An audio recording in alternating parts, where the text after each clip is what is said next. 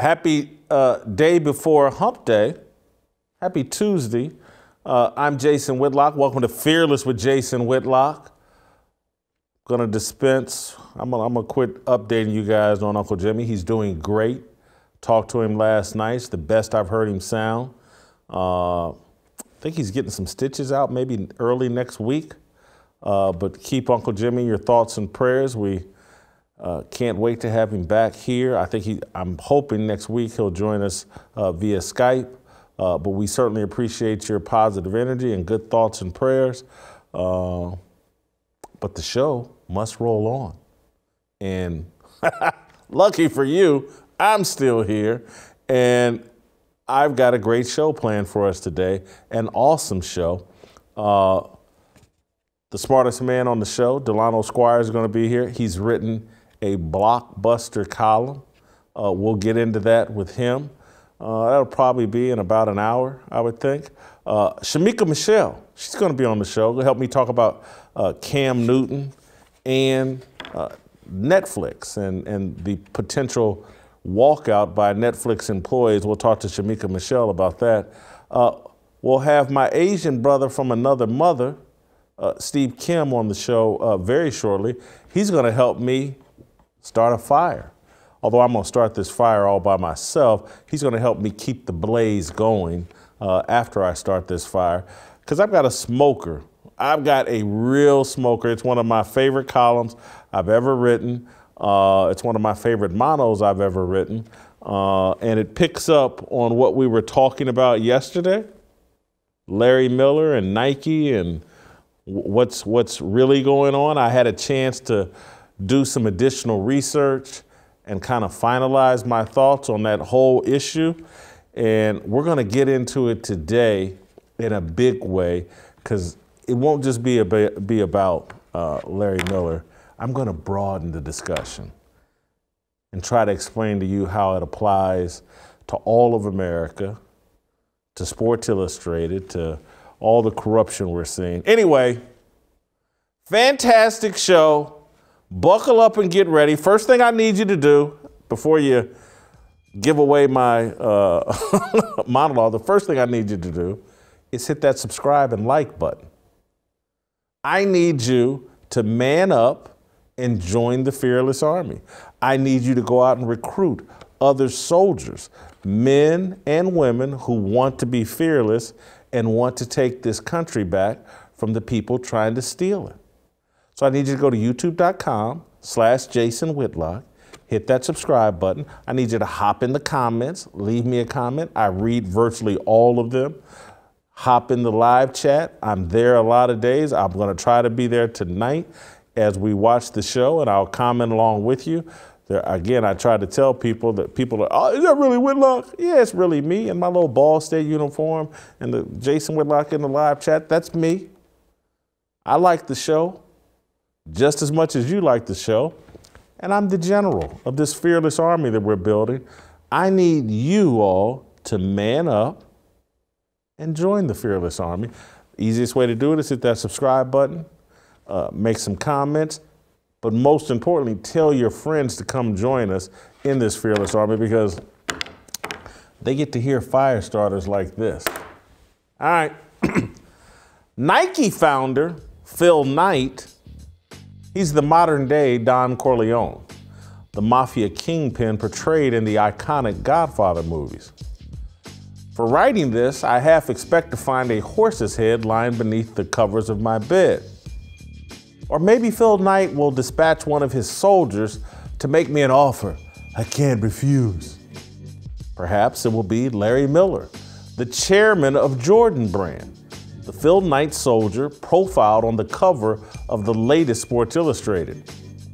In a glowing 2,800-word stenography/hagiography written by Howard Beck, Miller confesses to murdering an 18-year-old black boy in 1965 while a member of the Philadelphia street gang. The profile contends Miller is confessing to the murder. This is his second confession. He confessed to the police a day after the murder. but it contends he's confessing the murder on the pages of Sports Illustrated because he and his daughter are writing a memoir of his life, and he was afraid the details of the crime would leak. This is why I analogize Phil Knight to Vito Corleone, the Don of Dons. If you remember in Godfather 1, Don Corleone uses his friends in the media to write a friendly narrative about his son Michael murdering a dirty New York cop.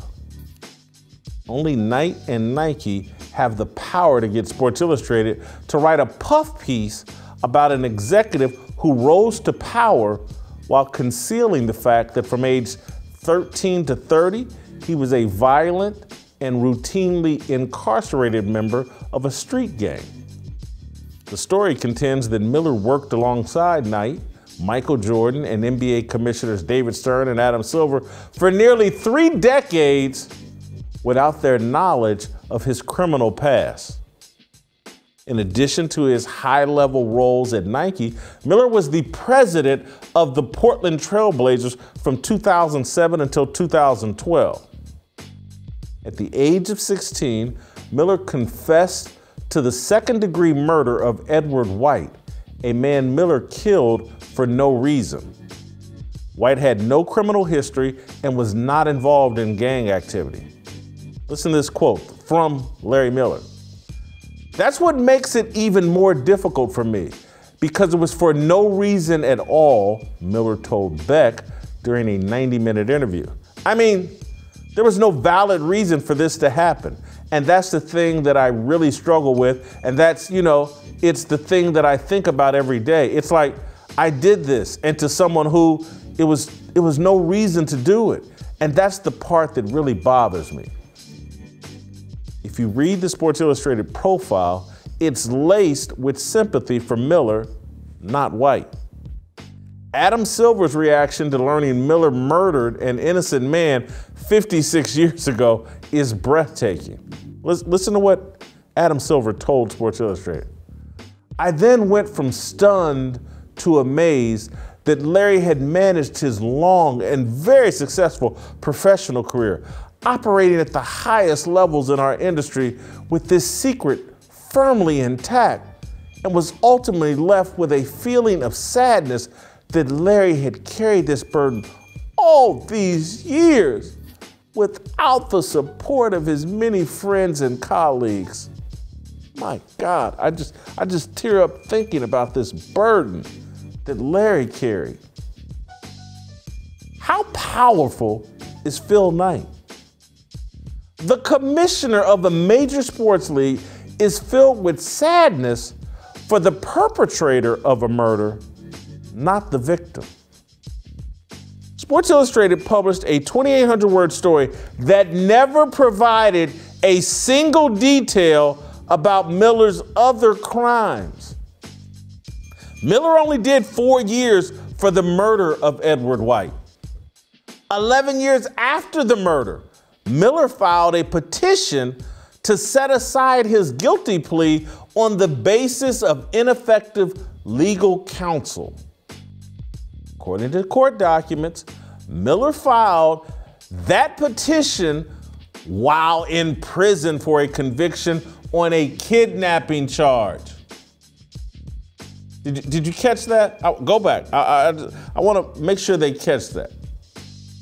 According to court documents, Miller filed that petition while in prison for a conviction on a kidnapping charge. Sports Illustrated published none of this information. You can read it for yourself at casetext.com. Beck also never mentioned charges of burglary, theft, and weapons, which are all publicly available at paccourts.us. You can find it on Google, on the internet. It ain't hard. Here's what Beck made a point to mention and emphasize. This is a direct quote from the story I promise you, I'm not making this up. Since Miller returned to Jordan brand in 2012, the company has expanded its roster of female athletes, launched the Jordan women's line, and increased its presence in college and sports outside basketball. He also has overseen the development of Jordan brand's social impact platform known as Wings. Now, I just want to be clear. I'm not interested in denigrating Larry Miller. The courts punished him for his crimes. He does not appear to require additional punishment. My concern is what does his life say about modern America, corporate media, and Nike's power? Miller's story of redemption is being framed inaccurately. Corporate media is obsessed with telling stories focused on alleged systemic racism and how America must be radically changed in order to achieve racial justice. By Larry Miller's own admission, he tossed away 17 years of his life as a career criminal. He then changed course and became a multi-millionaire, high-level sports executive. Miller's story proves this is the land of second, third, fourth, fifth, sixth, and 28th chances, regardless of skin color. Miller's story proves that corporate media is in bed with major corporations and will withhold the truth at the behest of its corporate overlords. Miller's story proves corporate media and major corporations are the proponents of unequal justice. Miller's actual crimes are rationalized away. Meanwhile, football coach John Gruden's email thought crimes are exaggerated and used to frame him as evil and unworthy of leadership. That's unequal justice. Miller told Sports Illustrated that he's been blown away by how positive the response has been to his murder confession. The real story here is the power of Nike and Phil Knight. Knight is the most powerful man in American popular culture. He controls the sports world and therefore oversees the most potent content in popular culture. Knight and Nike erased memories of Kobe Bryant's rape allegation and public use of a homophobic slur, turning Mamba into a deity no one can question. Transitioning Miller from gangbanger to shoe salesman, that was easy. The media will not dare ask why or how. That would be racist. That would go against the occult and belief in the miracles Knight regularly produces. Water into wine? Not bad. Try murderer into mogul. Larry Miller has played an influential role in Nike history and is a beloved member of the Nike family. That's a quote from Nike CEO John Donahoe. That's a statement he gave to Sports Illustrated. He finished it by saying, his story is an example of the resilience, perseverance, and strength of the human spirit. I hope his experience can create a healthy discourse around criminal justice reform by helping remove the stigma that holds people and communities back. Yeah, it's the stigma that held Edward White back. It wasn't a bullet, it was a stigma. 3 decades ago, Nike removed or ignored the stigma around Larry Miller's name and used him to strengthen Nike's stranglehold on drug dealers, the hip hop crowd, and prison culture. The gym shoe wars played out across America's urban streets. 30 years ago, Miller knew far more about the streets than gym shoes. He was a valuable resource in need of an image makeover. No one does image makeovers better than Phil Knight and Nike. Knight's $50 billion a year Nike empire dwarfs the NFL and the NBA's financial impact, global reach, and ability to shift culture. Knight is the 21st century's Walt Disney. The shoemaker is America's puppet master and primary cultural gatekeeper.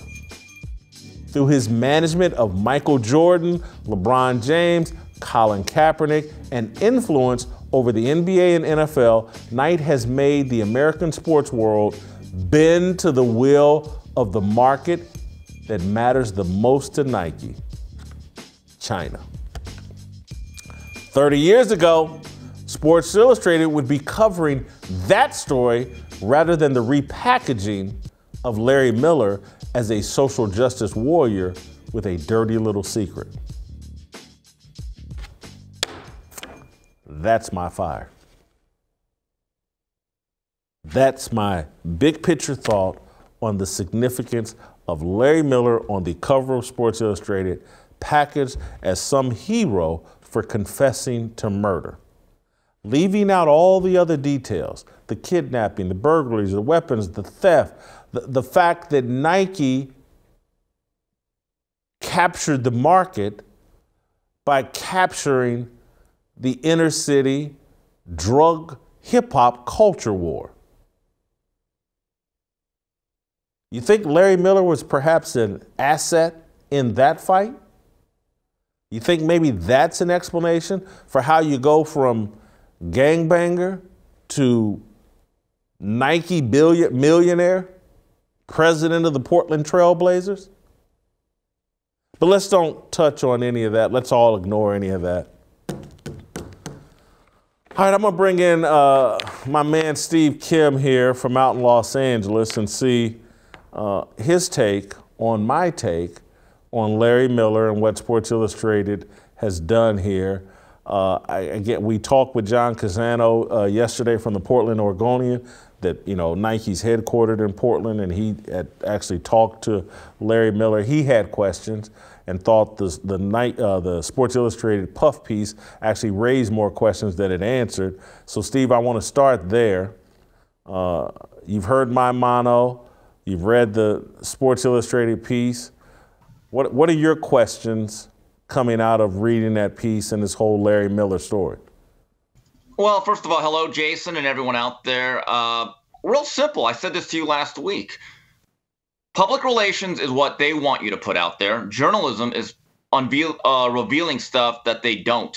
And this here was a very compelling story, but framing is important. And the way they framed it certainly had a certain bent. But also there is that term that I think I uttered last week, lies by omission. I mean, that's a very important part of the story that was not revealed. It was not written about, and your guest yesterday laid it out perfectly. And in stories like that, I think our jobs as writers and journalists is just to lay out the facts, because facts are agnostic. Facts are very black and white, 1 + 1 = 2. And in my view, instead of trying to shape a narrative or to push an opinion, let the people decide. Is this guy worthy of our sympathy? Is this really a story of redemption? And that's what really got to me. Also, Jason, at the end of your monologue, you quoted what the Nike CEO said about this sparks a discussion about criminal justice reform. That's what really stuck to me. I truly believe this is part of a larger agenda about pushing that whole narrative that we need criminal justice reform, which in a lot of ways, the more and more I research it, is really about district attorneys and prosecutors refusing to do their jobs. Because with all this talk of defunding the police, the real issue is even when criminals are caught, they are not actually punished for it. You are de-incentivizing the law enforcement to do their job because you're incentivizing crime with some deleterious results. And the underlying message here to me is what they're trying to push is, see, we need to be easier on crime because there's a bunch of Larry Millers out there waiting to happen. And so that's why we can't have recidivism when you can have redemption, when in truth, my view is a Larry Miller is an anomaly. I think that is part of the agenda. I think that's part of how they talk Sports Illustrated into publishing their narrative. But I think the real motivation here is someone was potentially blackmailing Larry Miller, threatening Larry Miller.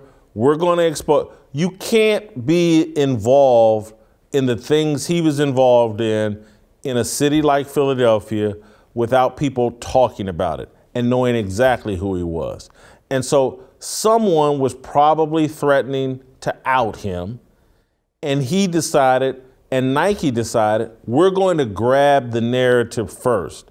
We're going to put out our version of the truth and let that set and frame the discussion moving forward.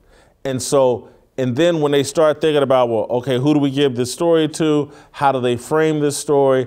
That's when they add in the criminal justice piece, and someone adds this quote about how, yeah, this is criminal justice reform, and, you know, half the guys in prison are baby Larry Millers, and they're all going to be CEOs of major brands if we just let them out of prison.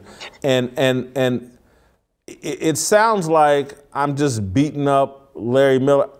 Steve, I've spoken at prisons. I'm sympathetic, very sympathetic to guys caught up in the prison system. I've defended people that have done really bad things and said, hey, look, Greg Hardy would be a great example of someone I say, hey, look, man, he deserves a second chance in the NFL. We need to leave him alone. Michael Vick, when he came out of prison and got back into the NFL, big defender of Michael Vick. Love what Michael Vick stands for and represents. I'm all for that. But I'm also not going to put on some rose-colored glasses and act like everybody in prison is the next Michael Vick or the next even Larry Miller, because I'm still not sure, because there is no explanation in this hastily thrown together story, what Larry Miller actually did for Nike and for Michael Jordan. You know, there's a little throwaway lines about what he did for women and women's sports and all that, but there's nobody that said, oh man, when he came up with the idea to come up with the Air Jordan brand or whatever his contribution was to Nike, there's none of that.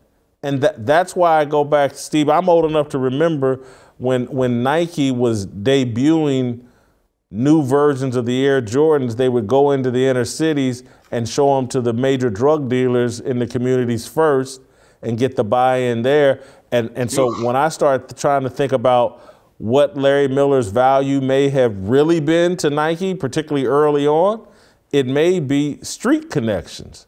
I mean, this guy was, and if you know anything about Philadelphia, you know, wow, that's a different place. And, you know, go read up on Marvin Harrison and so I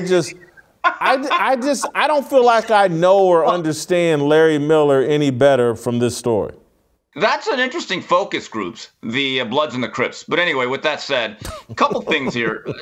Number one, I'm not interested in relitigating Larry Miller's crimes. He served his penance to society. I'm good with him, just as I am with Michael Vick or even Greg Hardy.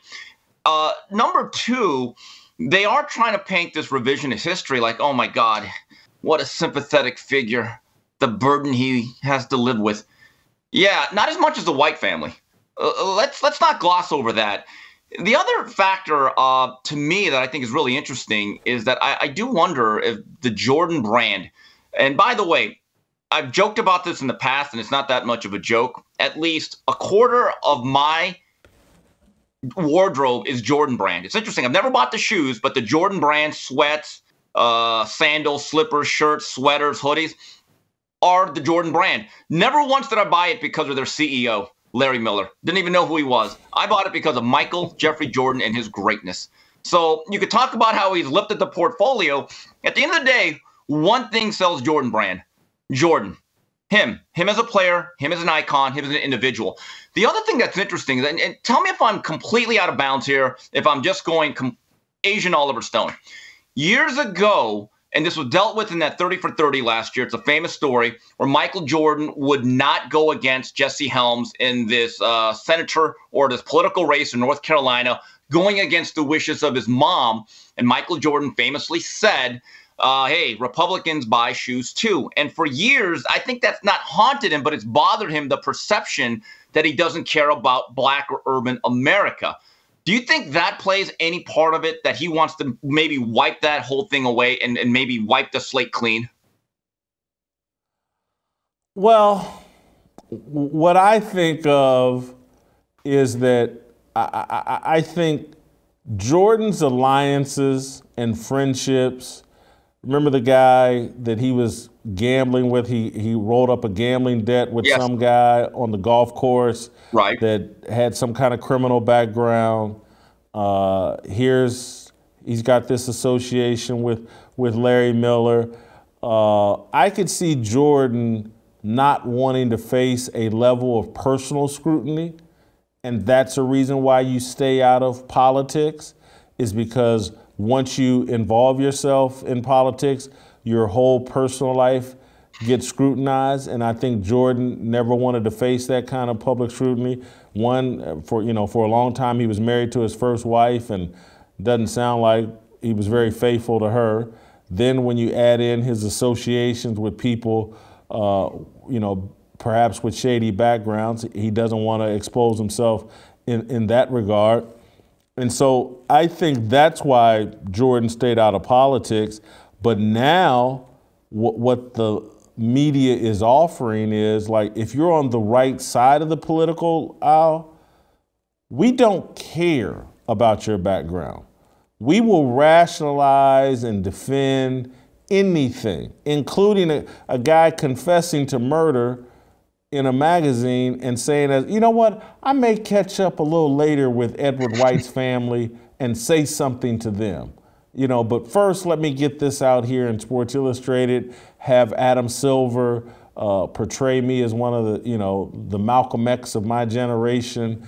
And, I'm the same as the guy, I can't remember the guy in the movie Pursuit of Happiness that Will Smith played, but, I'm the same as him. I overcame all these obstacles, and I overcame all this racism and the stigmas against ex-cons, and look at me, I'm the head of Nike, and no one's going to question anything. Steve, the other thing that I thought in reading the article, I just don't buy this notion that Jordan, Phil Knight, Adam Silver, David Stern, first they heard of any of this. David Stern's passed now, but first they heard of any of this was when Larry Miller confessed it here in the last week or two or last month. And oh my God, I had no idea.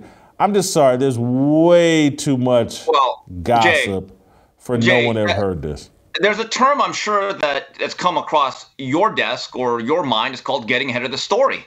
They definitely wanted to do that. Number two, cynically, this is a great PR ploy. It's a very salacious book. When you start adding crime and murder, book sales are important. They are in the business. But the other thing is, anytime you work for a major corporate entity, and I went through this, and I'm sure you did too, Jason, when the various places that you worked, don't most places actually go through an extensive background search? And if you're able to actually find Larry Miller's crime reports or his arrest records, just Googling, you're right. I think there's a lot to say about your point, Jason. How did they not know? But again, I'm going back to my original point, getting ahead of the story. I find it, regular people have their credit run, have all kinds of background checks done on them, and you got to present a resume at some point. And so from age, let's say, people would be like, from age 21 to 30, well, I see you did some kitchen work where? At what penal facility? I mean, I made a lot of license plates. Floors. Yeah, I did some road work here and there on Monday, Wednesdays, and Fridays. We didn't have a union. Pay was kind of cheap, but they housed us and fed us a lot. The benefits were okay. Okay. Anyway. Complete medical coverage. I'm used to complete medical coverage. We had free basketball in the weight room. Anyway. I just don't buy that no one knew. I think there's a reason why Phil Knight isn't quoted in this story. and you know, some flunky CEO, John Donahoe is. Michael Jordan, not quoted in this story. Only Adam Silver, I don't believe Jordan was quoting that story. I'm pretty sure I would have taken note if Jordan had said something. And so everybody that matters, except for Adam Silver, has enough distance from this story. If you know, people are, well, I wonder if they're going to find out about the kidnap charge. I wonder if they're going to find out about the burglary and the theft. I wonder if they're going to ask any real questions about, like, what's the real agenda here? Everybody, Michael Jordan's name's not on it, so he's going to be fine. Phil Knight's name's not on it. He's going to be fine. And again, I don't want anything to happen to Larry Miller. Maybe he's a great guy. Maybe he's a great executive. Maybe he turned on a dime and is one of the great business minds we'll ever meet and know or hear about. But the other thing, Steve, this society where we've set up, where there's two different levels of consequence depending on your political affiliation or whether you're connected to Nike and you're part of some bigger agenda, I just sit here and say, oh my God, John Gruden is one of the worst people on the planet for writing a handful of emails, and Larry Miller's profiled in a sympathetic fashion on the cover of Sports Illustrated, despite a laundry list of crimes that he was involved in. Jason, I've coined the term. It's the double standard, no standard. There's a double standard for you. There's no standard for me. And that is the world that we live in. You're right. And certain people are treated differently. And that does not mean equal. And it's really a shame. John Gruden will not get a second chance. I've kind of thought about it. We went back to our discussion last week. It's all of a sudden he's the one racist in the National Football League. 650,000 emails. As soon as John Gruden was caught, well, we're all good. We're all clear. John Gruden almost seemed like a ritual sacrifice for some reason. And now that story will go away. Trust me. And I don't know if he'll ever coach again. I don't know if he'll ever get a major media job. While Larry Miller, for better or worse, will be part of this image rehabilitation that was already been in place for the past 25, 30 years. I don't begrudge Larry Miller's success. I truly believe people do believe second and third chances. With that said, though, as a writer, we have a responsibility when you do stories of this nature to lay out everything. But I do wonder, Jason, it's a question I have for you. If Howard Beck, who I believe is the author, if you would have actually laid out everything that you talked about, along with the writer you had on yesterday, maybe in his own mind, he's thinking, I don't want that heat being listed as a racist, because you know what would happen, that people would then harp on not the story, but the author of why you bringing this up, why you're drudging it up. And this once again is the evil white media empire, the man conspiring against Larry Miller. He may have not wanted that heat. That's the reality, too, of that situation. I think you raise a valid point. I think that's probably a thought that ran through Howard Beck's mind. He certainly, I think all he had to do to cover himself, a couple of sentences, maybe three about here's the other charges that he faced, and then he's more covered. Here's a phone call I made to someone in Edward White's family, and here's a comment from them. Or, hey, we need to wait another week until I do some additional reporting. But clearly to me, someone made Howard Beck an offer he couldn't refuse. This story needed to be done in a microwave and pushed out as quick as possible. That's why I say someone was pressuring, blackmailing, threatening Larry Miller and Nike with exposure, and they decided to get out in front of this story. But I do feel like Howard Beck and all of these white sports journalists today are under tremendous pressure not to say or write a word that irritates Black Twitter or the blue check woke crowd over Twitter, because once they label you a racist, then they get to push you out of your job, or make it impossible for you to work anywhere. And so I think you're right. Howard Beck wrote the story that he was forced to write. I'm sitting here in amazement, though, that me and John Cassano seem to be the only people able to spot, only journalists able to spot the BS in this and then write about it.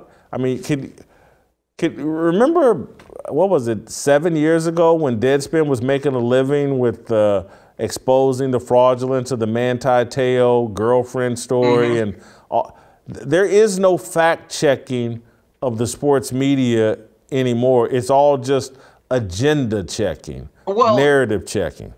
Jason, there was a great quote from Denzel Washington that applies to all forms of media. I think it was him that said, if you don't read the newspaper, you're not informed. However, if you read the newspaper, you're misinformed.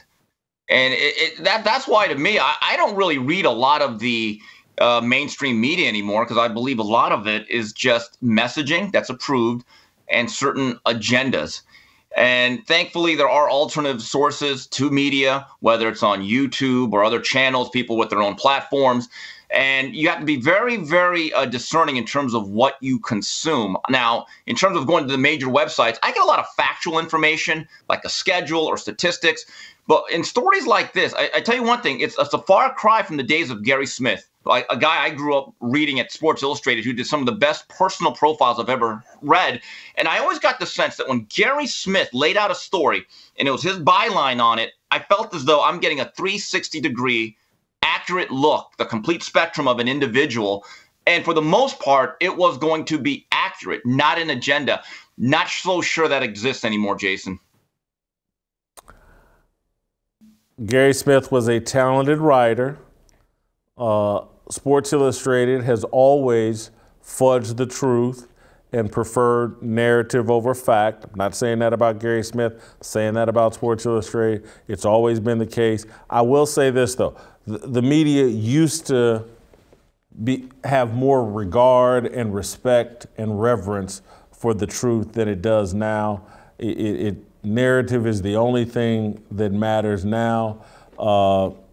Before I let you go, because we've stayed on this a little longer than I anticipated, but I wanted to know your thoughts on the Washington State coach. I know you follow the Pac-12. He got forced out for refusing. The Washington State football coach, I think his name is Nick Rolovich, yes, got forced out for refusing to take the vaccine. You know, I give him credit. I want to salute him. I hear this all the time. If you want to make a personal decision, live with the consequences. Whether you agree or disagree, that's what he's doing. Here's what I find alarming is I see a lot of these blue check mark college football reporters wagging the finger at Nick Rolovich, being so judgmental. Here's the question that I have. Are there any of these writers on the national stage, guys that we've read for years, who actually agree with Rolovich and are afraid to publicly state that they agree with them, or are they just not allowed to? And Nick Rolovich made it clear, his body, his choice, just like Cam Newton. I'm not going to rip or demonize Cam Newton. He has a job to do that he still wants to play football, still has a passion for it. So he felt like, hey, I got to do this. And he made a bit of a public spectacle about it. But again, his body, his choice. I can't be upset at anybody for going in either direction because, quite frankly, it's not my business. But anyone like a Nick Rolovich or an Allison Williams at ESPN, who recently lost her job because she would not go with the vaccine mandate, I feel for them. And as you hear them lay out their arguments, and I saw a video from Allison Williams talking about, hey, I want to have a second child, and I'm a little bit afraid of the fertility issues that I've read about. I don't want to hear that it's just these political right-wing nut jobs that are anti-vax. They are not. They are basically against the mandate, and they'd like a little bit more information. And to me, that is very, very understandable, and I'm sympathetic towards these people and their plight. I think the mandates and the way they're being used in sports, it's mental training. It's mental training for obedience. And yes, this country has never been about obedience. It's been about freedom. Now we're being defined by government obedience. And I look across at the people rolling over, and like Cam Newton just rolled over and again, I got no problem with Cam taking the vax. I have a problem with him recording it and putting it out there. And look how obedient I am. And so now accept me. And so when I look at everybody that is pretending like they're defending the vax and they don't understand why anybody would not want to take the vax, I think that's people that just like, they've been brutalized mentally to the point, and they're so fearful that, you know what, I'm being obedient, everybody should be obedient. We have no basic understanding of American freedom and what made this country great. Civil disobedience and the things like tools that were used to win more freedom are now being used to take away freedom. The world is upside down right now. I don't know if we even know how to get upside right or upside up. Jason, the word you're looking for is compliance. And can we be honest about this? This is not a political statement, but it's going to upset people. But if 12 to 14 months ago, if there was a vaccine mandate under that other leadership, people would have called it tyranny. Let's just be dead on straight about that. But Jay, before I go, I wanted to touch on something. Last night, great Monday night football game, another great night of entertainment of American tackle foot. Did you happen to see your guy, your old friend, Chris Broussard, talking about the game? I did not. What did I? He was on the Monday talking about where it went. Yeah, can we roll that clip, guys? Interesting. What happened on the play? Yes, Josh Allen Smith or Josh Allen slipped, but it got blown up on the left side because of the pressure of Tennessee. I wonder why. Could it be because Buffalo's Pro Bowl left tackle, Taylor Lewan, was injured? If he's there, maybe that doesn't happen, but he's out. So you got a second stringer that Josh Allen's trying to go behind, and you see he got destroyed. Dawkins, whoever that is. All right, so that's the problem. You're not good in the red zone overall. Jay, you see the problem with that? Yeah, there's nothing wrong with being wrong, but when you're loud and wrong, and Broussard's an NBA expert, not an NFL expert.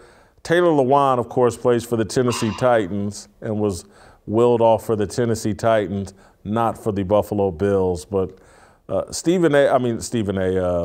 Chris Broussard is a basketball expert and probably should talk basketball. Well, look, they put him in that position. Look, we've all made mistakes. We've all had typos. We've all had clerical errors. We've all been wrong, Jason. So, look, we shouldn't always cast stones, but it's the Monday Night Football game. That's the one game of the day. It's not like you're watching a regional broadcast. I was half expecting Broussard to say that Howard House Ballard missed the block and that Jim Kelly slipped and they should have actually handed the ball off to Joe Cribbs or Thurman Thomas. That's just my view of it, though. But basketball season starts. Broussard could go back to his beat. And, of course, I won't watch, ever. But, he's back to his beat. Anyway. Breaking news, Chris Broussard got a fact wrong,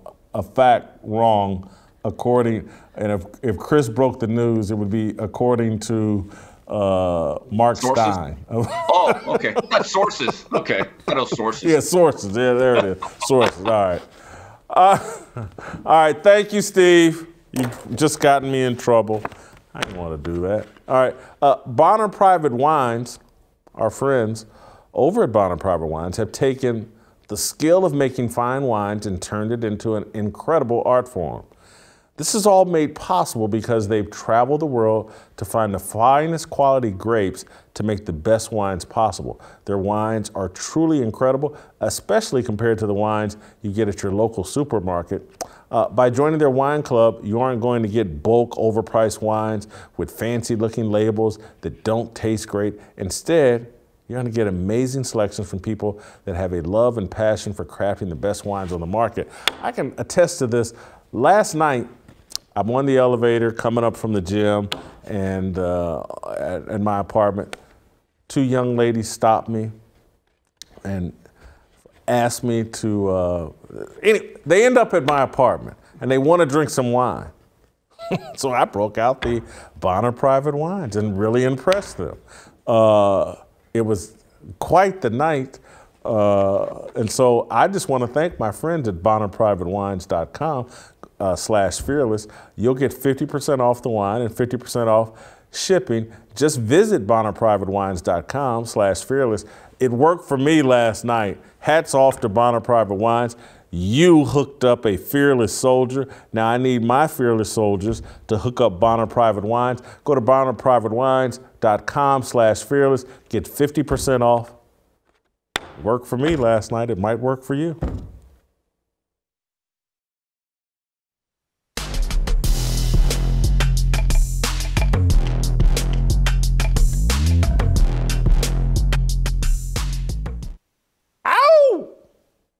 Shemeka Show, I like that new music they got behind there. Let's make that permanent.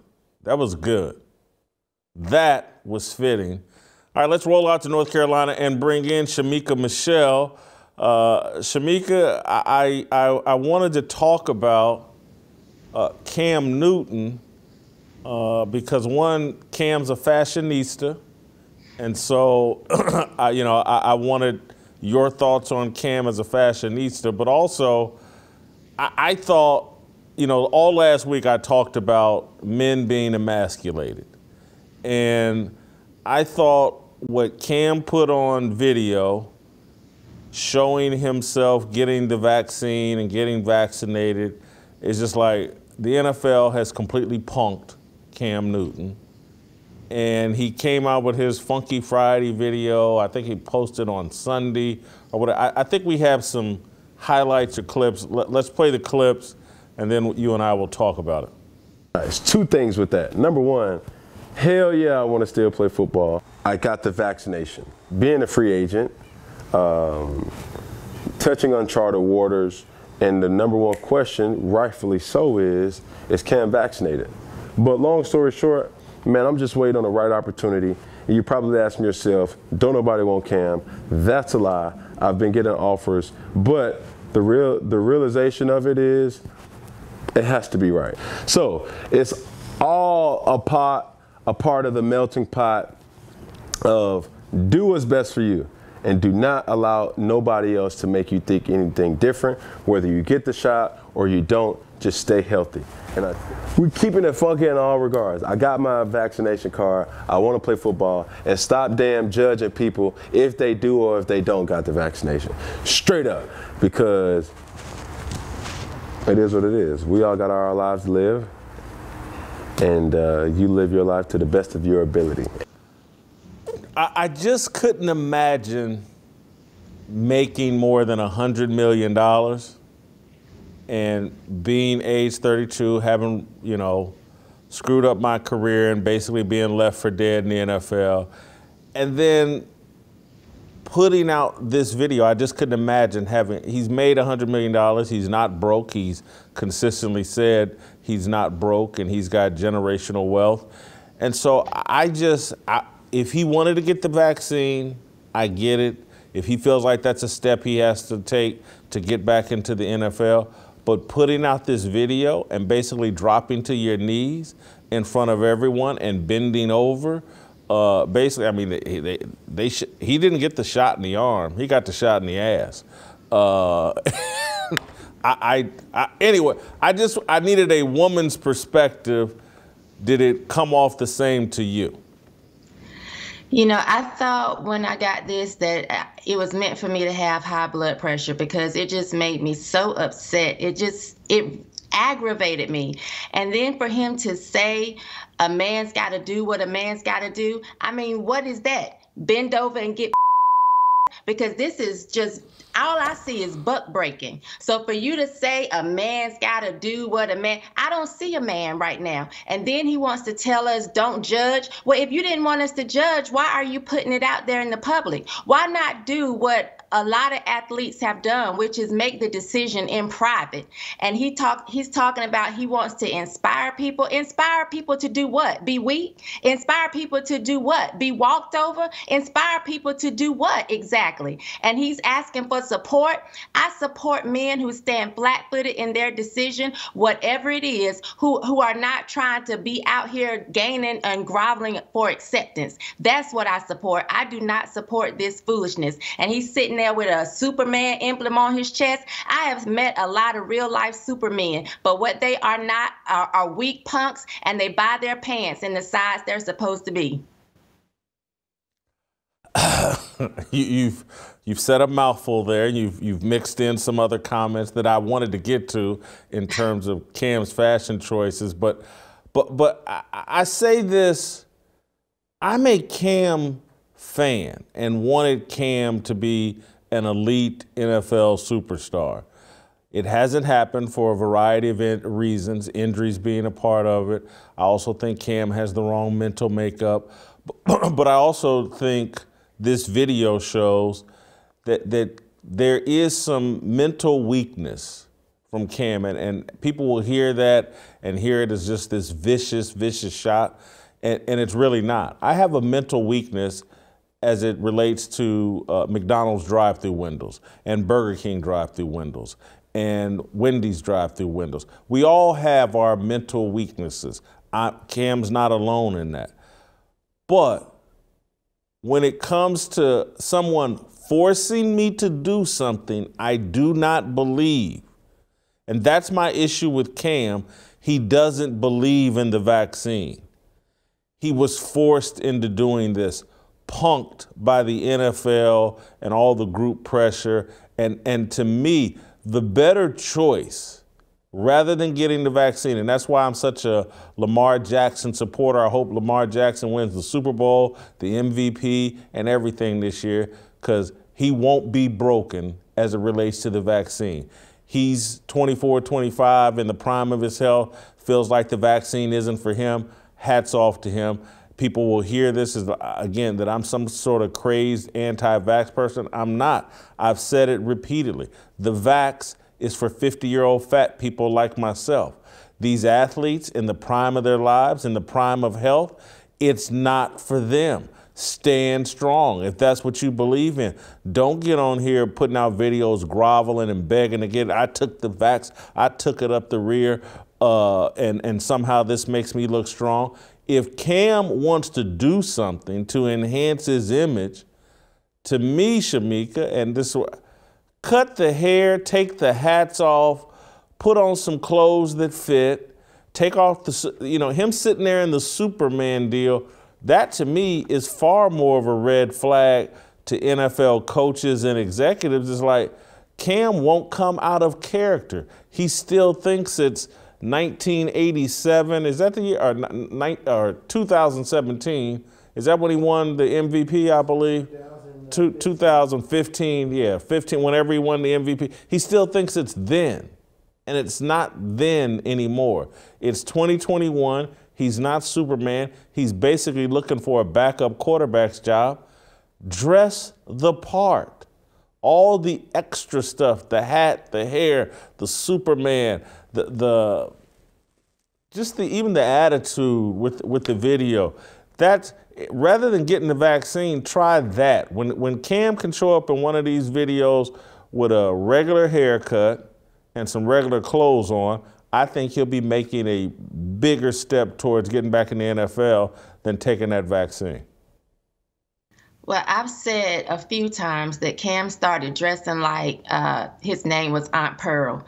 So I think that his dress is crazy. And you say mental weakness. I feel like he's mentally challenged. The way he sat in that video and said, a doctor told me they're basically inserting you with COVID. Ain't no doctor told you that. And if they did, they need their license taken. Then he went on to say they inserting you with the antibodies. You can't even explain what you're sitting here pushing or trying to brag about getting. You're not even explaining it right. This is not the way the mRNA vaccines work. So what are you talking about? And then to say it's beneficial, how can you say that if you can't explain it? So I didn't see confidence in that video. Like you said, I feel like he was made to get it. He doesn't believe in it, yet you're sitting here as if you actually believe in what you did. It's a lie. And I don't respect anybody that gets up and just tell a lie. I can't respect that. That's not a man to me. All right, let's move on. Netflix employees are planning a walkout, a boycott of some sort tomorrow, Wednesday, I believe, in protest to Dave Chappelle's comedy special not being stripped from Netflix. I don't know how effective this walkout is going to be. The CEO of Netflix seems to be standing pretty strong behind Dave Chappelle, but they have a group of D, E, and F list celebrities that I think are planning to join this walkout or boycott of Netflix. I retweeted or I shared. Somebody said, look, man, this is why we need, what Dave Chappelle's doing is showing us the way. You got to stand strong, because when you tell the woke no, they quit their jobs, they walk off their jobs, and that's actually a good thing. And so I hope that Netflix doesn't back down here. Yeah, I hope they stand strong. You know, I saw where one of the people, the celebrities, and you said DEF, I'm saying XYZ, and the X is for X-rated, because when it comes to T.S. Madison, the second entry in Google describes this person as she-male, black, beautiful, big, with a long, wide. So how are you telling us that Netflix needs representation that's responsible when it doesn't really seem like you're responsible yourself? So I just, it's a joke to me. And the only thing these people have on code, the ones that are trying to be black women, is appropriating the white man's hair or appropriating another race's hair, whether it's Brazilian or Indian. Like, this is on code. You just hate a straight black man. What Dave Chappelle did was made jokes. It was funny. And how can you tell me that you feel oppressed, but you can't be picked on? You so oppressed, nobody can make a joke about you? It was funny. We all should be laughing, and you cannot be so high-minded that you can't laugh at yourself. Before I let you go, I was told you liked my mono, my fire starter, and you had some thoughts on Larry Miller and Sports Illustrated and Nike and Phil Knight. I do, because, you know, I was reading it and I listened to you yesterday talking about the man and that he killed somebody, and now he wants to bring it out in the open because he doesn't want the story to leak when he's doing his memoir or whatever. To me, he is using this to just sell a book. The fact that he claims that he has remorse for or that he's felt bad all these years is a crock of crap. I tried to shoot somebody when I was in college. I shot at her the first time, I missed, then I held the gun to her head and pulled the trigger, but the gun jammed.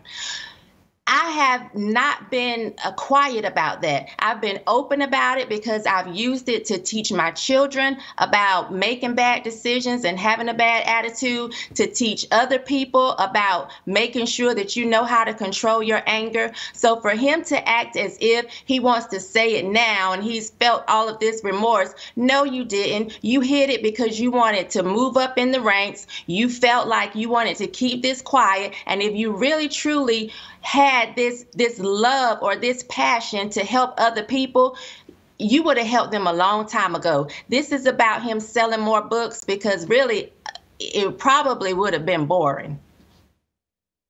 Shemeka, you've knocked me off of my feet here. I feel like Adam Silver and Phil Knight and all the other people that saying they never knew this about Larry Miller. Explain to me, you shot at someone and held a gun to someone's head. Walk me through what you're talking about. So I got into a fight on campus. I was in college. I got into a fight, and during the fight, I pulled the gun out on the girl. I didn't use it at that time, but I left and went to this guy's house that we were both familiar with or both dealing with. She went and got her family that lived in the same city. So they came over to the house where we were, and her cousin had her arms in her, like I have this jacket on now. Her cousin had her arms the entire time tucked in her jacket, and she was talking all this junk to me, and she said, you know, if you pull out a gun, you should use it. And I said, well, you're right. And she said, because when I pull out my gun, I'm going to use it. She didn't know I had already cocked the gun, and I was ready for her. So when she went to pull out her hands, I thought she was pulling out a gun because she said, if I pull out my gun, I'm going to use it. So I pulled mine out and I shot at her, but I missed. The rest of the girls ran off, but she dropped to her knee. I held the gun to her head and I pulled the trigger again, but the gun jammed. You know, thankfully, I wasn't a skilled shooter. I wasn't skilled with guns because I would not be here talking to you right now. But it was a lesson to me on anger and just not making the right decision. Shemeka, how long ago did this happen? Let's see. I guess people know my age already. So maybe about 28 years ago. And wow, I wasn't expecting this story. And so it makes me want to ask, and I don't, we're going to have to get into this deeper, but your background a little bit, what's your background? An 18-year-old female in particular that carries a gun. What college is this happening at, and what type of background did you come from? Well, I was at North Carolina A&T State University, Aggie Pride. This is not representative of all Aggies. But my background, I think I was raised decently, but I was raised in the Black community, and I think it was just the thing to do. I listened to Ghetto Boys, that's one of my favorite groups, and I just started toting a gun in college. My friend was dating a guy from Fayetteville, North Carolina, which we call Vietnam, and he had a 9mm, which I would always carry because he wanted us to protect ourselves. But we had the little drawstring purses back then, and I would carry that with the barrel pointed up, which was crazy. And so I came home, and my best friend, who did not go to college, she was selling weed, and she had a gun, which was a .22. So I started carrying that one instead. So that's why I said my book, me being naked on the cover, I don't see it as sex. I see it as a woman who's had a lot of life experiences, and I'm still standing. And I'm open and I'm honest about what I've done, whether it's good decisions or bad decisions. And that was the life that I lived and an experience that I had. What changed? And hopefully things did change, but what shook you up and sent you a different direction? I think it was a series of things. One of the things was I was robbed at gunpoint. That changed, sitting in my friend's house who, as I said, was selling weed. I was robbed at gunpoint. I've been in the house where my house and my car was shot up. And I think I had my daughter, and I wanted a different life, and I wanted to live life better for her. So it was just the common sense thing to do. It's not about me anymore. It's about the person that I brought into this world, and I have to make better decisions for her, as well as myself. So I think just continuing to live life and realize that what I was doing was stupid and it wasn't going to get me anywhere, and just changing.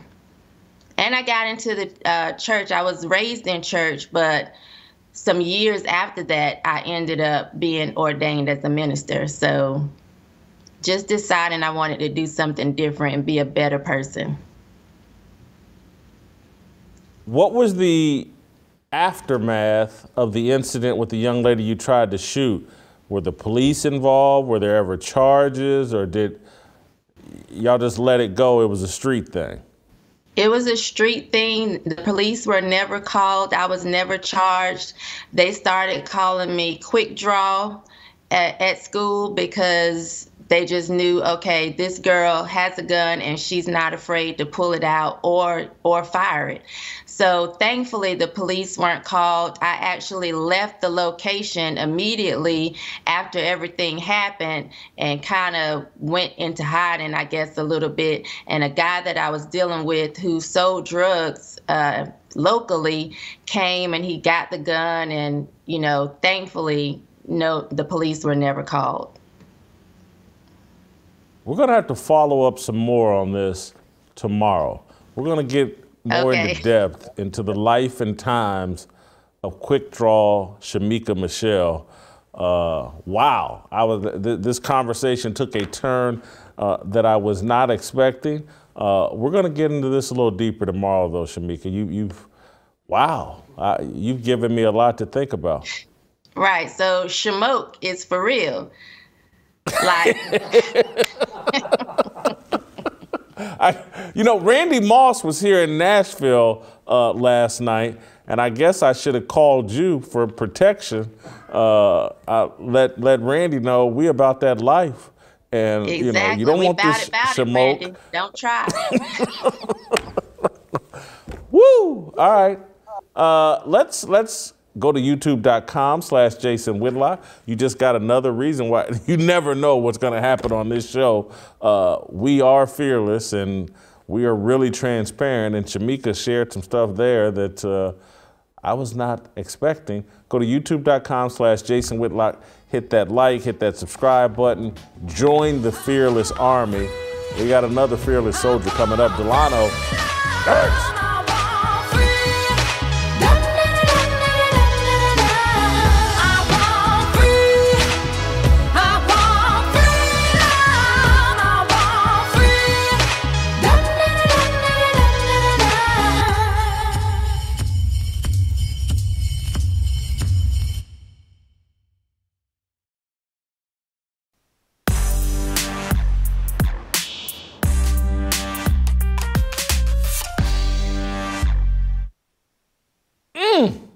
Going to be hard for Delano to top what we just heard from Shemeka, but he'll give it his best effort. Let's roll out to Washington, D.C. and bring in the smartest man on the show, Delano Squires. Delano, I don't know if you were just listening but Shemeka Michelle just revealed that as an 18-year-old, she tried to shoot a young woman she had a dispute with and just broke that story down. We just heard a incredible story that I was not prepared for, but I am prepared for this. I'm going to transition to your column today, which I think is the most important thing you've written since coming over to the Blaze. And I say that you've written a lot of important stuff, but this contains an original idea and thought and perspective that I certainly had never heard, and it centers around society determines people's racial identity, individuals determine their gender identity. And societies determine race, individuals determine gender, God and science are uninvolved in either one of these processes. You gotta read Delano's column. When it comes to gender and race, the left places far more trust in bigots and individuals than in science. This column's a mouthful. I suggest everybody go read it. So Delano, expound on the point of your piece today. Sure. It really came to me at first when we, a couple weeks ago when I was actually in Nashville and we were talking about the whole Bubba Wallace situation. And at one point I raised the question whether we should do away with the one drop rule, and you answered resoundingly yes. And I started to have that thought in terms of how we have basically adhered to plantation style logic for the better part of the last 150 years. And then when the controversy around, you know, the Chappelle special, The Closer, came out, and I saw that the Netflix, the person's not an executive, but they're a showrunner for the show Dear White People, which actually is a show about the black college experience. And when I saw that the person who was threatening a boycott was a white transgender woman, which means a biological male, at first my thought was, well, why is this person the showrunner for Dear White People, which again is a show about the black college experience? But then I got to a more important thought, which is when I saw the time period in which this individual claimed to have transitioned, right? And they track it on Instagram. December 16th, 2020, they have a picture and a full beard and a jacket and dressed like a guy, looks like a guy. And then 4 days later, the same individual is in a dress, clean shaven, and saying that his new pronouns are she, her. And I thought all of America is supposed to turn on a dime and act as if this person actually is a woman. So we have taken what forever has been fixed, which is sex or gender, which always meant the same thing up until 5 years ago. And we have made the entire society say, no, that's completely fluid. People get to change it on a whim, and we must change and affirm them as soon as they make a change. And some people may say, I'm no gender at all. And then something like race, which again, and I said this in the column, people of discernible African descent have been called everything from Negro to black to mulatto to colored, quadroon, octoroon, Creole, mixed. So we take what has been fluid and we've made that fixed. So when a person like Sage Steele says that she identifies as biracial, or Tiger Woods or someone else wants to acknowledge both sides of their family, they're treated like a crazy person. And they're told, you can't identify that way because society doesn't see you that way, right? The police won't see you that way. But when someone like Jacqueline Moore, who used to go by Jack Moore, decides that in a span of 4 days, they want to go from man to woman, we're all supposed to act as if that is possible. And then we are supposed to all affirm this person. And then again, as I continue on in the column, I talked about right now it's more controversial to say that Barack Obama is biracial than it is to say that men can get pregnant. And I just think it's time for everybody to stop playing along with that, because it's one thing for people to say, I feel a particular way. It's another thing for them to compel other people to say words that they actually don't believe. And it's a third thing for the state or the institutions of culture or our jobs to compel us to say things that we know to be untrue. I'm telling you, this is a brilliant column that explores an important idea and really gets it. I'm just, to sit here and to think that society and some cultural norm that comes from the one drop rule that was actually instituted first here in Tennessee around in the early 1900s. And then I think in the 1920s, Virginia passed a law about the one drop rule, trying to protect racial purity.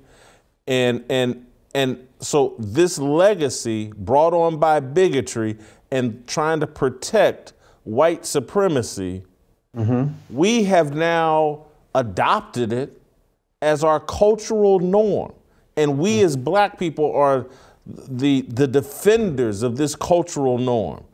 One drop, you're black. And if you say you're biracial, you're a sellout. And we toss you from our community. And again, this is why I go back to, like, we've been given the mindset and the worldview of bigots, and we take it as a positive. And I include our adoption of the N-word as our favorite word, and only we get to use it. That's ours. We own that. We've turned it into this positive thing. And my God, no one else can use it. It's all ours. And literally, like the N-word, we are more loyal to the N-word than we are our spouses. If somebody steals the N-word from us, we are ready to fight, kill, shoot, run them out of a job. But find your wife or husband tricking off, well, I can forgive that, or I understand, I can go for that. But let the N-word run away from us for a hot second, and or it doesn't even take the N-word. Let someone notice that we have big lips and write it in an email. Oh my God. With the world, Delano, this was such an important idea and expression of it. And then the other thing where I thought took it to the next level is not just you're pointing this contradiction and this illogical irony out, is that you connected it to political power, that's where this all comes from. Right, and in the column I talked about, and you mentioned it just now, right? The white supremacists wanted to keep the white race, quote unquote, pure. So they put anyone who was not, in their minds, pure or 100% white out.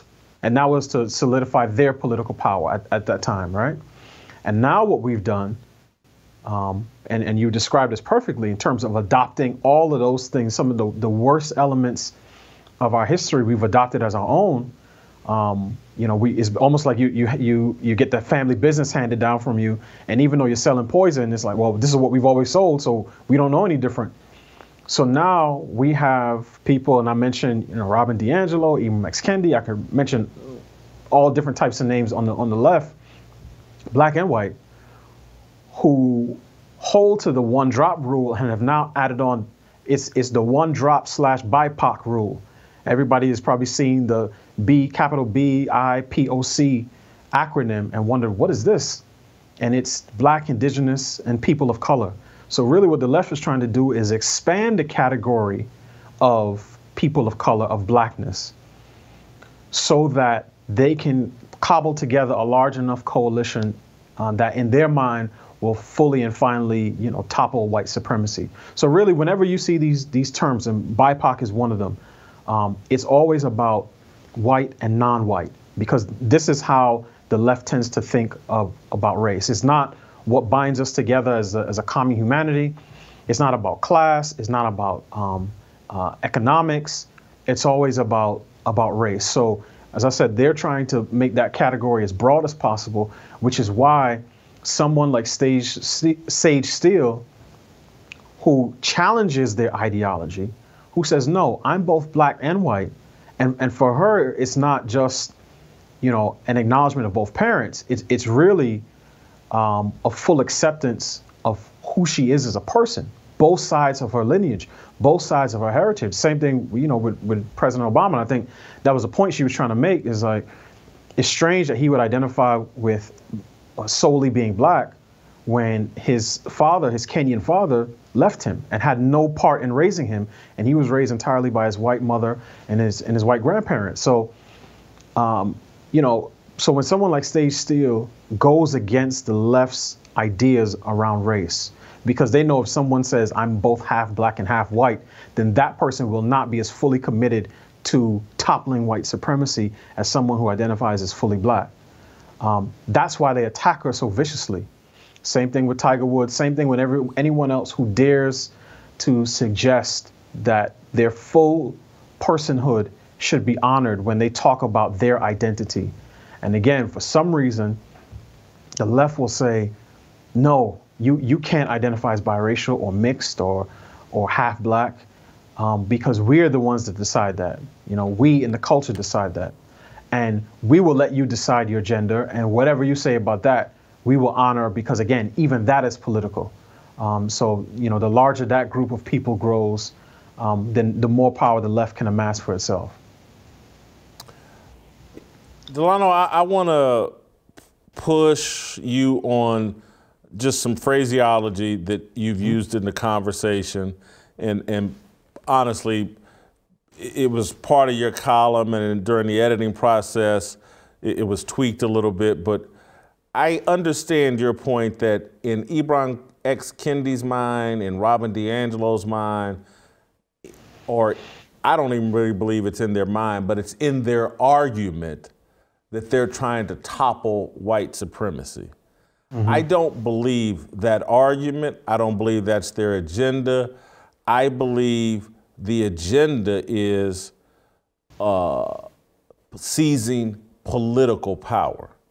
And you reference it earlier in your piece when you bring up Hannah Nicole Jones or Nicole Hannah Jones and this whole political blackness, the term she came up with or she uses. To me, I've seen it with Joe Biden when he says, you ain't black if you don't vote for me.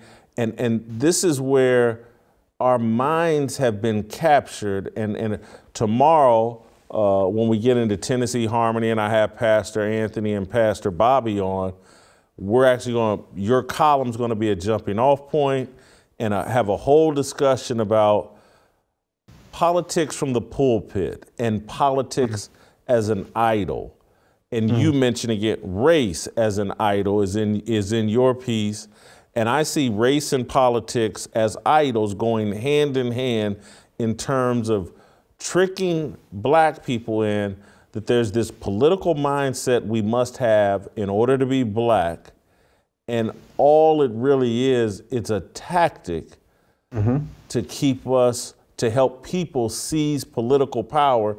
And the people getting the political power, Rachel Levine, who's going to be made a 4-star admiral, this transgender woman that's in the public health sphere. I just saw in the Washington Post today, going to be a 4-star admiral.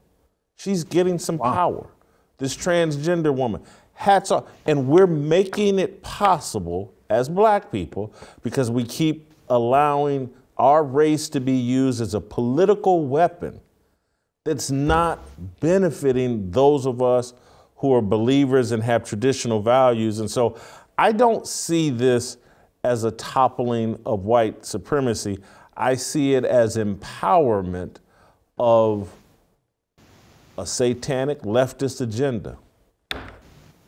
So I agree with you largely. I see the two things as intertwined, right? So they are choosing the venue of race, right? Race is a vehicle, and all the talk about white supremacy and whiteness and white culture, all the things that people have been hearing, even more for the last, let's say, 3 to 4 years, even down to the president when he's talking about, America's problems with white supremacy. So seizing that political power is part of, how they frame that particular agenda. It's probably most easily seen in Black Lives Matter, right? We've talked about how they've used the in many respects, the carcasses of dead black men to seize power for a particular goal. Now, they would say it's, to fight against white supremacy, but ultimately, in many respects, the left has a Marxist agenda, right? They want to topple capitalism. Ibram Kendi actually says that capitalism and racism are evil twins. So whenever you hear this type of language going on, they use race because they know basically everyone on left and right acknowledges slavery as America's original sin, and that's the way it's framed. And when someone has sinned and you see them struggling with guilt, one way to get to control them is to continue to inflame their guilt and to say, see, the things that you're doing now are just like the things you did before. And then that you can get them to grovel and say, okay, tell me what I need to do to be better. And that's what these people tend to do when it comes to race. So they will talk about, the legacy of King and trying to end racism and being anti-racist, but all they do is sow division. So again, I see those two things as intertwined in terms of, their talk about white supremacy and really their goal in terms of seizing political power, punishing their enemies, toppling capitalism unless they're getting paid, unless their books are being sold, and doing everything else that they have on their agenda. But you mentioned the political blackness part, and I want to touch on that really quick because, and I said this in the column, we have morphed in some ways, and blackness has expanded in some ways to include political blackness. So when Joe Biden said what he said, when Nikole Hannah Jones, said what she said, a lot of people criticized them. But I actually think that they were making accurate assessments of where we are right now as it relates to race and politics. Because for a lot of black folk, even if they have conservative values, which we do, when we vote 90% one way, even the introduction of the term conservative or Republican will turn people off. They don't even have to hear what the person's agenda is. They just hear Republican, and there's a Pavlovian response to say, oh, that's racist, that's white supremacist, and the black people who push a conservative agenda are attacked as toms and sellouts and coons. And that's why Sage Steele, again, in addition to violating the left's rules about being biracial as opposed to being black, her conservative politics put her in the crosshairs. And that's why she didn't, enjoy the same support, after being suspended by ESPN as someone like, Jemele Hill. Delano, you use the word, and a lot of people do, and I'm starting to move away from this assertion that there's a great many of us black people that have conservative values. I'm going to remove the word values and say we have some conservative thoughts. Values to me are something that you hold dear and you protect, something of value. Yeah, I guarantee you go snatch a gold chain off somebody, they value that. They're willing to fight and do whatever. They ain't going to just let you run off with their gold chain. But these values that we allegedly express and have, they go, as soon as it comes time to go vote or support any initiative or whatever, it flies out the window without a care in the world. I think if you went to the black church, most everybody there would say, I'm anti-abortion. And they have an anti-abortion thought. But I don't know if our actions would back that up. And we certainly have no problem supporting people who are pro-abortion. And so that's one thing. But the other masterful point, this piece is layered, man, with just good stuff. You get into talking about an assault on truth, basically. And that, as a Christian, like, truth is something you really value, because without truth, there is no God. The assault on truth is basically an assault on Jesus. And that's where I think this column really comes together, because your number one point is when societies determine race, that's basically a feeling. That's not the truth. That's not facts. When individuals determine gender, that's a feeling. That's not truth. That's not fact. That's not biblical truth. That's not what God created. It's a feeling. And all of this catering and pandering that American society is doing over feelings is an actual assault on truth. And the assault on truth is an assault on God. Absolutely. And if I want people to take away anything from the column, it's exactly that point, right? This is not about, me being conservative or traditional. It's no, the truth is worth contending for. And we're in a battle for that truth. And for all of eternity, up until basically the last 5 years, everyone, whatever society, however, whatever skin color, whatever religion they practice, everyone understood that when it came to human beings, we had men and women, males and females, right? It's the most fundamental fact of human anatomy and human biology. So whether you draw that truth from Genesis or from genetics, everyone acknowledged that. A woman in 2021 would have been seen as a woman in 1921, in 1421, and 21 BC. So that has been fixed. But somehow we allowed a small number of very vocal people to yank those roots out of the ground and tell us that what we have always known to be true, right? Again, whether you come from the theological or the biological, is no longer true, and that there's a new truth in town that we have to ascribe to. And that's why I mentioned in the column that when Jacqueline Moore, came out, so to speak, it was an opportunity for everyone else to drink the Kool-Aid, because if we've made an idol out of race, we've made a cult out of gender ideology. And that's where we are right now. So to me, again, particularly as a Christian and as a believer, one of the most important things I want people to take away is that this is not just about semantics and about words. This is about truth itself. And if someone can get you to deny that male and female are separate categories, that men and women are different, that there actually is a thing, there are men and women. If someone can get you to affirm and to parrot the notion that men can get pregnant, they can get you to say anything. And that's why I mentioned in the column that I'm so disappointed in many Christians and many pastors, and particularly in the evangelical world, right? The people who are theologically conservative or have theologically conservative thoughts, as you would say. And these are folks who oftentimes, again, are just as idolatrous when it comes to race. Everything is about skin color. And that's why they will go back generations in history to tell you about what white conservative evangelicals thought about slavery and Jim Crow and the Civil Rights Bill of 1964. But when it comes to the Equality Act of 2021, they are nowhere to be found.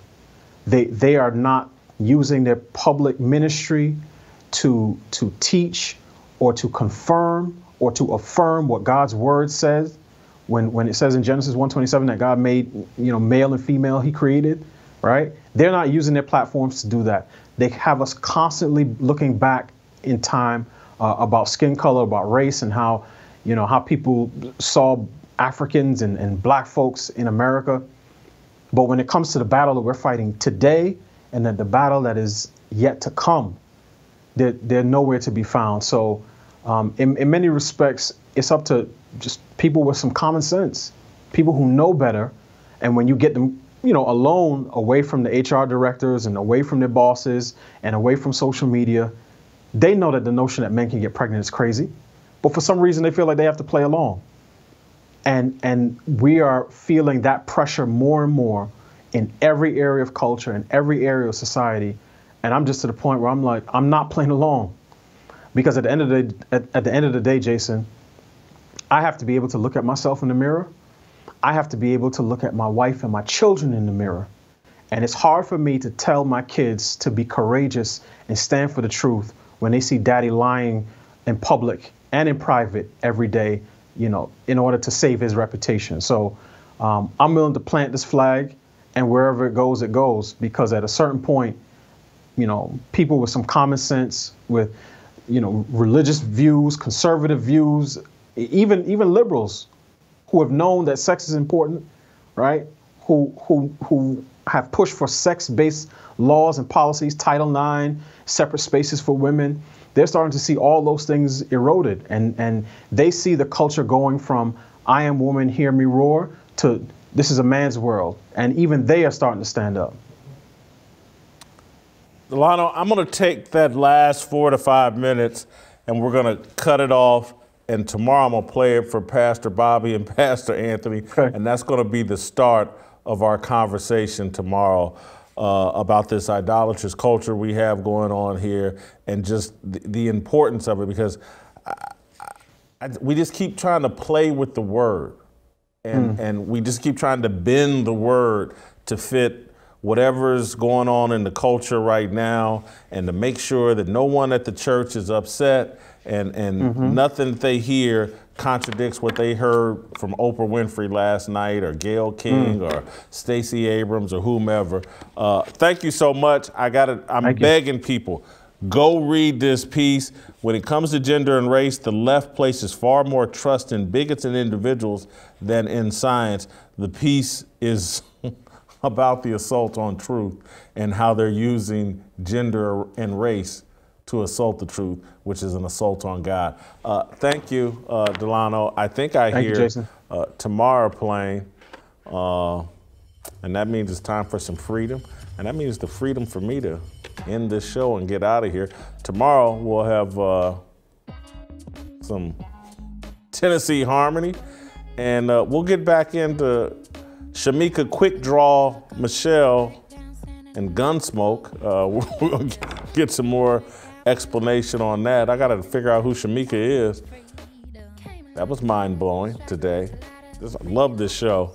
All right, that's it and that's all. We'll see you tomorrow.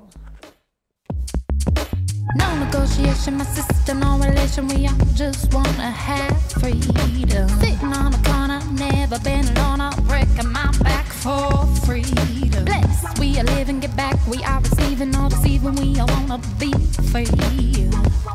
We want freedom. I wanna be. I just want. I wanna be. I just want. I wanna be. I just want.